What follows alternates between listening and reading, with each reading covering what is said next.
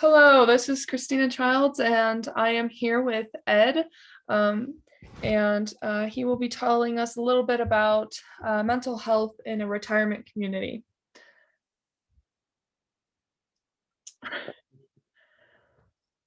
Why don't you tell us just a little bit about yourself, just a little background, maybe what you did for a living? Great. I've spent my whole career in healthcare. I was pre-med undergraduate. That took me into the Army as a physician assistant. I quickly moved into hospital administration and worked there for 10 or 12 years. And then I went into managed care and basically spent 10 years with Hospital Corporation of America and 12 years running my own company doing PPOs. So I've, Perfect. I've been living in the retirement center for about 2.5 years with my wife. So that's my real credential here. That's perfect. So we're just going to ask you a few questions here. How have you personally been handling your mental health? During the long term, Yeah. uh, well, it's been challenging for us as a couple. Mhm. My wife and I have been in the long term retirement center as we checked in as independent residents, and my wife within 6 months developed some needs for back surgery and hospital admissions. And she was essentially put into rehabilitation after surgery. Uh, Right. and then she was put into long term care. So we only had 6 months together after 51 years of marriage. Right. And then we were separated for 2 years. And my mental health has been dramatically impacted by just being separate from a lady that I've lived with for 51 years and raised 4 kids. So Right. uh, I've handled that by being a good caregiver to her, would be the best answer I could say.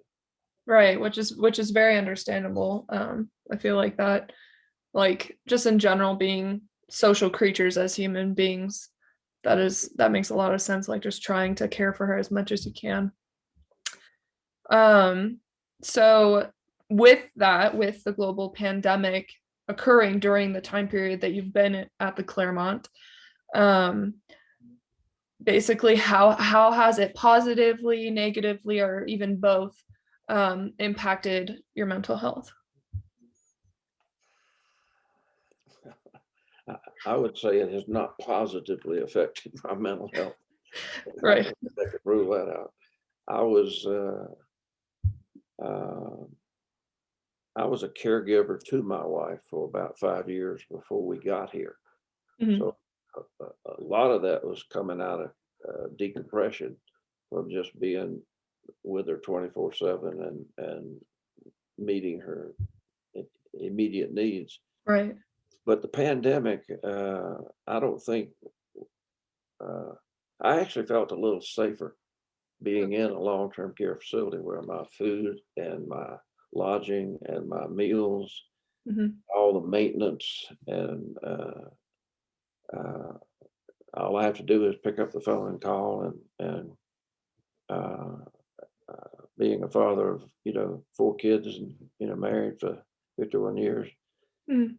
fortunately didn't have to worry about that. I could only focus on my wife. But the pandemic was just it was as alarming and uncertain, and it was a global phenomenon, and nobody really knew where it was going. I just knew that I was in such a better position with people caring for me than I would have been independently caring for my wife. So Right. I think it was a terrible experience for the whole world and certainly Colorado and the United States. But uh, I think long-term care helped. Right. And would you say since you um have been caring for your wife, and on top of the pandemic, you've experienced possibly caregiver fatigue as well as COVID fatigue, coronavirus fatigue. Oh yeah, yeah. Yeah. My wife had to have 17 vertebrae fused Right. from the top of her thoracic to the middle of her pelvis. Wow. 17 vertebrae. And she has, over a period of 2 years, almost died 5 times. I mean, they've coded her, they've set her to ICU, they kept her in the ICU. Uh, it's been an unbelievable challenge for her physically, and a miracle from a care point of view. Mhm. We have a great neurosurgeon that has done the work. He Mhm. does brain and spine, and he totally rebuilt her. But the the stress of the pandemic was really kind of out there, away from my immediate concerns of taking care of her. But just dealing with 2 years of in and out of the hospital, she's probably been admitted, I don't know, 15 times. Right. It's really been a challenge, but uh, the long-term part of it allowed me to not have to worry about my meals and board and whatever, and to focus on her. Mhm. Uh, we live in two different buildings, but it's two different parts of the same building. Mine is independent, and she's in long-term care rehab. Right. So I can go over and see her, for the most That's part. good. Right. Um, Probably just one final question here for you. Um, Being that you have been through a global pandemic and that you live in a retirement community and you're separated from your wife, you've experienced caregiver fatigue, COVID fatigue, um, and it has been very burdening, all of this change and horrific things that have happened this last year. What would you personally recommend that society implement for retired individuals, or just in general something that could possibly help with mental health? That's probably of the many things that the United States uh, has not, as a nation, has not addressed, is elderly and retirement communities and facilities for the elderly. Uh, Mhm. we're obviously a private system outside of what Medicare provides to the elderly, and they don't provide any long-term care. And Medicaid, if you're just impoverished, Mhm. will pay it to complement Medicare, but it takes both of those checks to get into a facility. Right. So uh, the whole idea of the government trying to get into healthcare, Mhm. that doesn't even mean get into. I mean, the real issue with the United States, Democrats and Republicans trying to solve it, but how do you give care?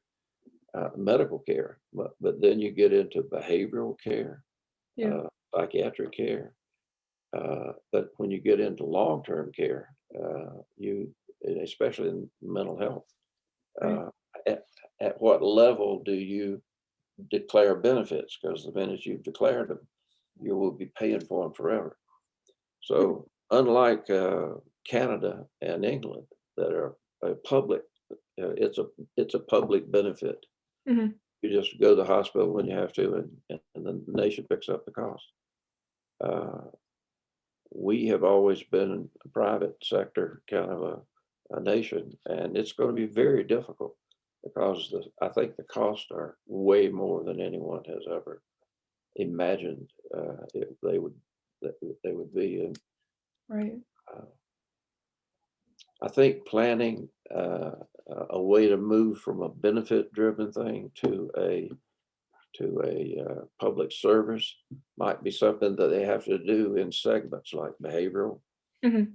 then retirement. So you can get into behavioral long before you deal with retirement.